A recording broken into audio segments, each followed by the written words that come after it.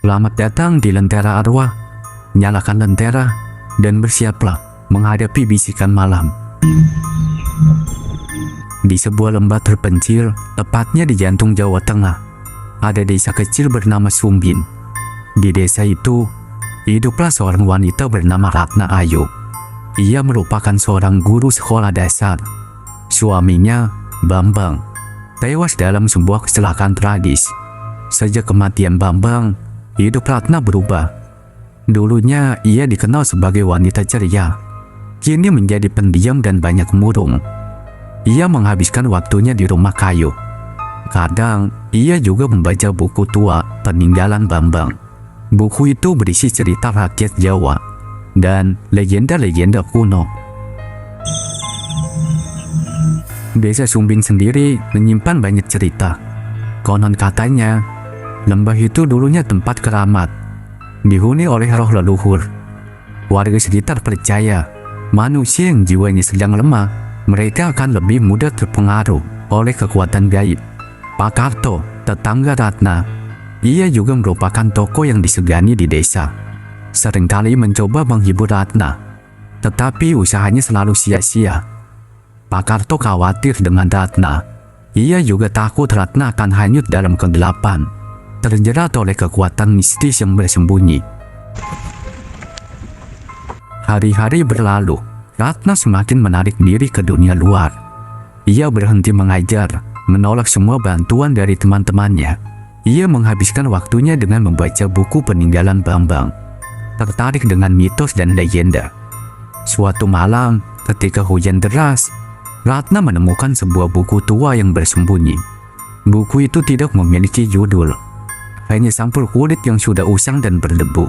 Dengan hati-hati, Ratna membuka buku itu. Di dalamnya, ia menemukan tulisan berisi tirakat bayangan tentang sebuah ritual kuno. Konon dapat berkomunikasi dengan dunia roh. Di buku itu, Bambang menulis bahwa ia tertarik dengan ritual itu, tetapi ia tak pernah berani mencobanya. Tirakat bayangan, ritual untuk melihat yang tak terlihat, berbicara dengan yang tak terdengar, ucap Ratna. Matanya terkagum pada tulisan Bambang. Hatinya berdebar kencang. Sebuah ide gila mulai muncul di kepala Ratna. Mungkin jika ia melakukan ritual itu, ia bisa bicara dengan Bambang, meskipun sebentar. Ia tahu bahwa ritual itu berbahaya. Ratna tidak bisa menahan diri. Kesedihannya terlalu besar. Ia memutuskan untuk mencoba tirakat bayangan. Ritual itu perlu persiapan. Ratna harus mencari bunga melati, 7 batang lilin, dan sepotong kain kafan. Ia harus melakukan ritual itu di tempat sepi dan gelap, tepat pada malam bulan purnama. Dengan hati-hati, Ratna mengikuti petunjuk di buku.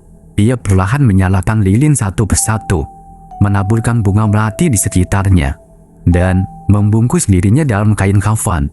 Ia mulai membaca mantra kuno yang tertulis di buku itu. Suaranya bergetar, ketakutan bercampur harapan. Saat ia baca mantra terakhir, kejadian aneh terjadi. Udara di sekitarnya mendadak dingin, bau harum bunga melati semakin kuat. Bayangan hitam mulai keluar dari tembok, dan suara bisikan aneh terdengar di telinganya. Ratna merasa terlepas dari tubuhnya, melayang di atas tanah. Ia melihat dunia sekitarnya menjadi buram, seperti tak nyata. Ia merasa memasuki dunia lain, dunia gelap dan menakutkan. Di dunia itu, ia melihat sosok aneh berjalan di kegelapan. Mereka adalah makhluk gaib dan roh leluhur. Mereka menatap Ratna dengan tatapan kosong, seolah mereka mengamati dengan rasa penasaran.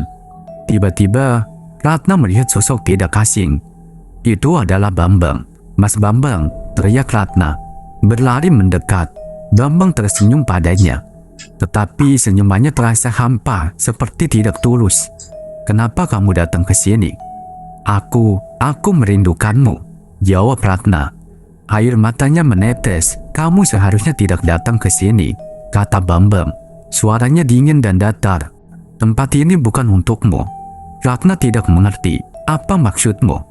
"Kamu telah membuka pintu gaib yang seharusnya tetap tertutup. Jelas Bambang, sekarang kamu akan menjadi bagian dari dunia ini selamanya.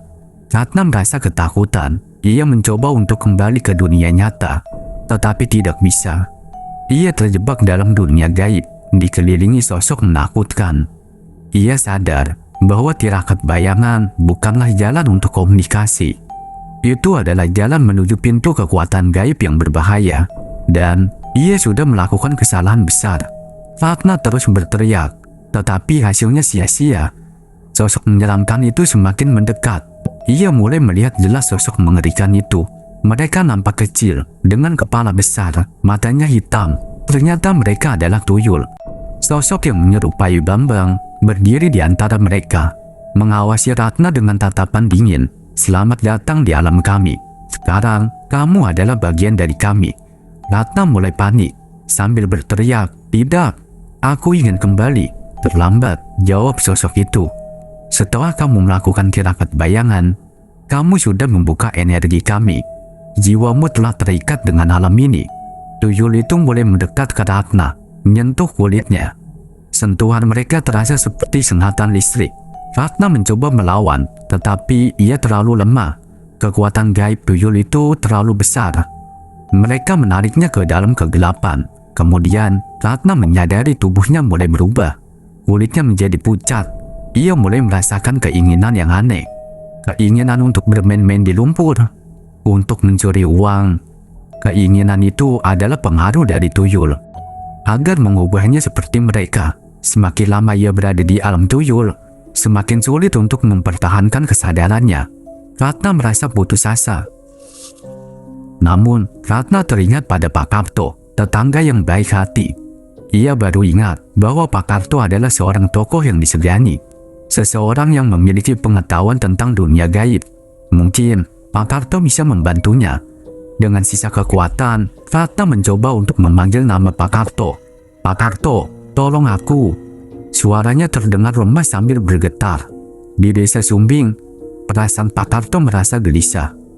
Ia merasakan ada energi gelap yang mengganggu ketenangan desa. Ia teringat pada Ratna, dan ia khawatir tentang keselamatannya.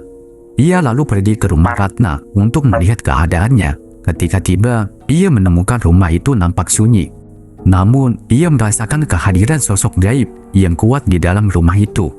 Pak Karto mulai melakukan ritual perlindungan, membaca mantra dan membakar lupa. Ia mencoba untuk berkomunikasi dengan roh leluhur, meminta bantuan untuk menemukan Ratna. Kemudian, ia dengar suara bisikan memanggil namanya.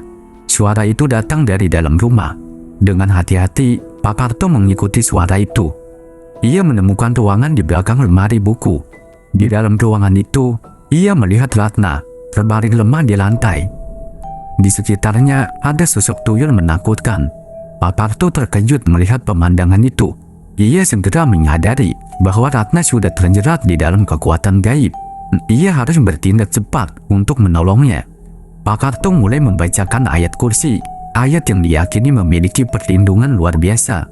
Ruangan itu dipenuhi irama lantunan ayat suci. Para tuyul berteriak kesakitan. Pak Karto membacakan ayat terakhir. Cahaya terang menyelimuti ruangan. Tubuh para tuyul larut menjadi asap.